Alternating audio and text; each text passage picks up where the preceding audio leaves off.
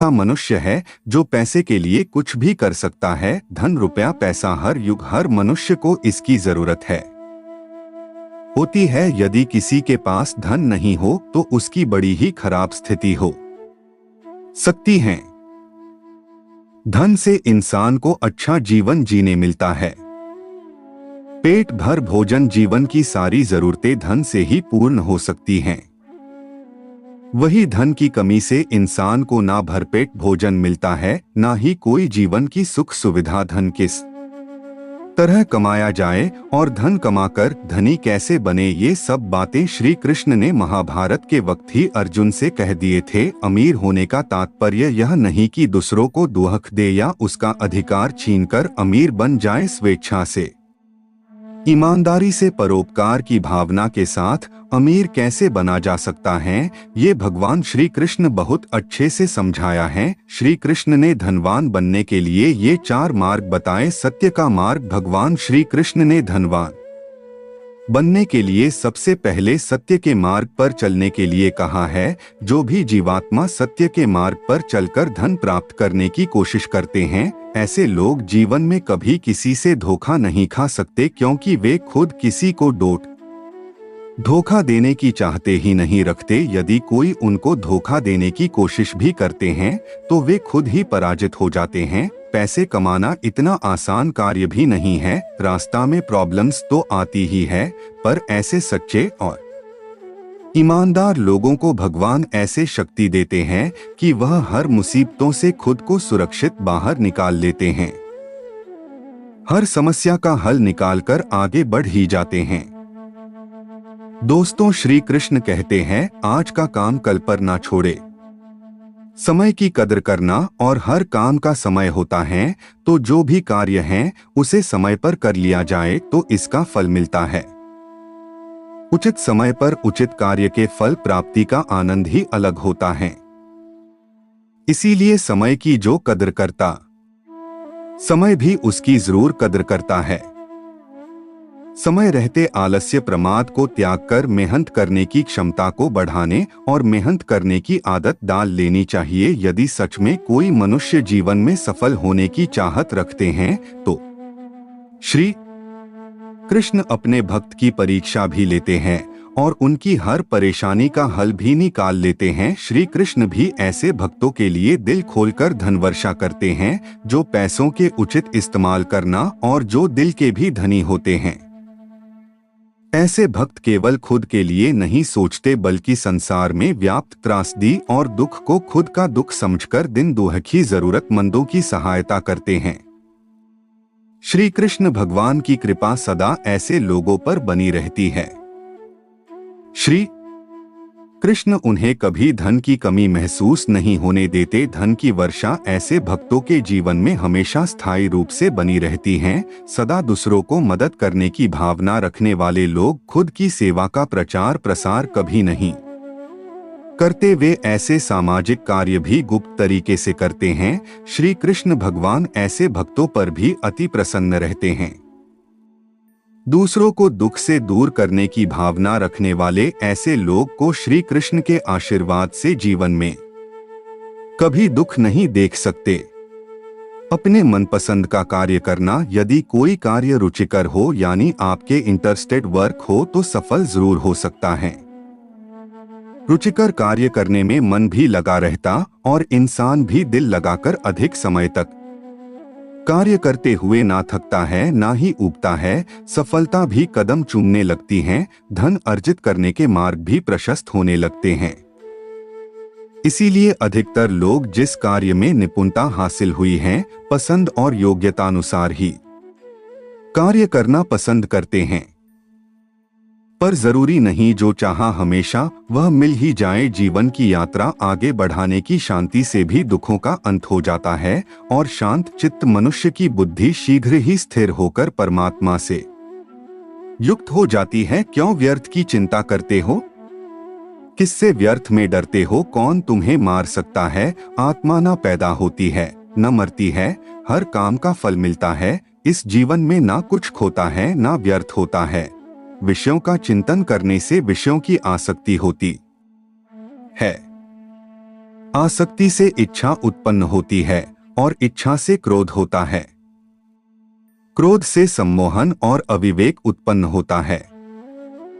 संयम का प्रयत्न करते हुए ज्ञानी मनुष्य के मन को भी चंचल इंद्रियां बलपूर्वक हर लेती हैं। जिसकी इंद्रियां वश में होती है उसकी बुद्धि स्थिर होती है। जो भी मनुष्य अपने जीवन आध्यात्मिक ज्ञान के चरणों के लिए दृढ़ संकल्प में स्थिर है, वह सामान्य रूप से संकटों के आक्रमण को सहन कर सकते हैं और निश्चित रूप से खुशियां और मुक्ति पाने के पात्र हैं। जब तुम्हारी बुद्धि मोहरूपी दलदल को पार कर जाएगी, उस समय तुम शास्त्र से सुने गए और सुनने योग्य वस्तुओं से भी वैराग्य प्राप्त करोगे।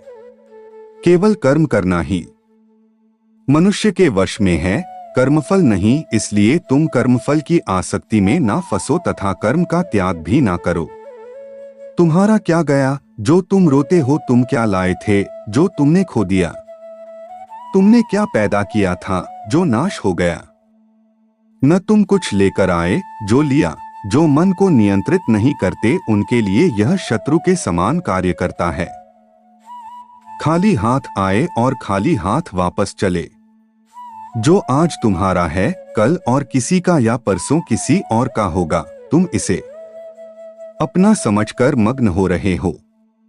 सुख दुख, लाभ हानि और जीत हार की चिंता ना करके मनुष्य को अपनी शक्ति के अनुसार कर्तव्य कर्म करना चाहिए। ऐसे भाव से कर्म करने पर मनुष्य को पाप नहीं लगता। जो हुआ वह अच्छा हुआ, जो हो रहा है वह अच्छा हो रहा है, जो होगा वह भी अच्छा ही होगा। तुम भूत का पश्चाताप न करो, भविष्य की चिंता न करो, वर्तमान चल रहा है। क्रोध से भ्रम पैदा होता है, भ्रम से बुद्धि व्यग्र होती है। जब बुद्धि व्यग्र होती है तब तर्क नष्ट हो जाता है। जब तर्क नष्ट होता है तब व्यक्ति का पतन हो जाता है। सम्मानित व्यक्ति के लिए अपमान मृत्यु से भी बढ़कर है। सभी प्राणी जन्म से पहले अप्रकट थे और मृत्यु के बाद फिर अप्रकट हो जाएंगे। लेकिन जन्म और मृत्यु के बीच प्रकट दिखते हैं, फिर इसमें सोचने की क्या बात है? परिवर्तन संसार का नियम है। जिसे तुम मृत्यु समझते हो वही तो जीवन है। एक क्षण में तुम करोड़ों के स्वामी बन जाते हो, दूसरे चरण में तुम दरिद्र हो जाते हो।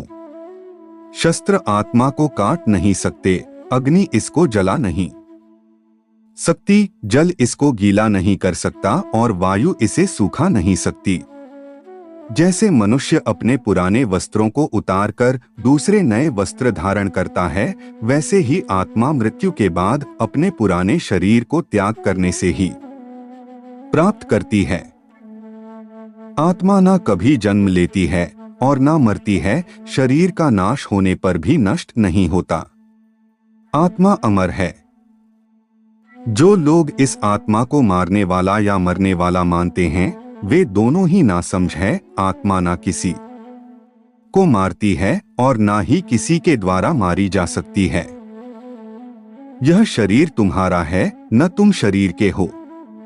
यह अग्नि, जल, वायु, पृथ्वी, आकाश से मिलकर बना है और इसी में मिल जाएगा। परंतु आत्मा स्थिर है, फिर तुम क्या हो? कर्म ही पूजा है। व्यक्ति जो चाहे बन सकता है यदि विश्वास के साथ इच्छित वस्तु पर लगातार चिंतन करें। मैं काल हूं, सबका नाशक, मैं आया हूं दुनिया का उपभोग करने के लिए। कर्म उसे नहीं बांधता जिसने काम का त्याग कर दिया है। मैं उन्हें ज्ञान देता हूं जो सदा मुझसे जुड़े रहते हैं और जो मुझसे प्रेम करते हैं। निर्माण केवल पहले से मौजूद चीजों का प्रक्षेपण है। बुरे कर्म करने वाले सबसे नीच व्यक्ति जो राक्षसी प्रवृत्तियों से जुड़े हुए हैं और उनकी बुद्धि माया ने हर ली है, वह मेरी पूजा या मुझे पाने का प्रयास नहीं करते। जो इस लोक में अपने काम की सफलता की कामना रखते हैं, वे देवताओं की पूजा करें। जब वे अपने कार्य में आनंद खोज लेते हैं, तब वे पूर्णता प्राप्त करते हैं। कर्म योग वास्तव में एक परम रहस्य है। कर्म मुझे बांधता नहीं, क्योंकि मुझे कर्म के प्रतिफल की कोई इच्छा नहीं। सदैव संदेह करने वाले व्यक्ति के लिए प्रसन्नता ना इस लोक में है ना ही कहीं और। किसी और का काम पूर्णता करने से कहीं अच्छा है कि अपना करे, भले ही उसे अपूर्णता का साथ करना पड़े। जो कार्य में निष्क्रियता और निष्क्रियता में कार्य देखता है वह एक बुद्धिमान व्यक्ति है। 48। यदि कोई बड़े से बड़ा दुराचारी भी अनन्य भक्ति भाव से मुझे भजता है तो उसे भी साधु ही मानना चाहिए और वह शीघ्र ही धर्मात्मा हो जाता है तथा परम शांति को प्राप्त होता है।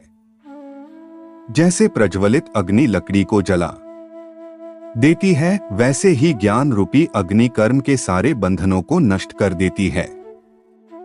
अपने आप जो कुछ भी प्राप्त हो उसमें संतुष्ट रहने वाला, ईर्ष्या से रहित, सफलता और असफलता में संभाव वाला कर्मयोगी कर्म करता हुआ भी कर्म के बंधनों में नहीं बंधता है।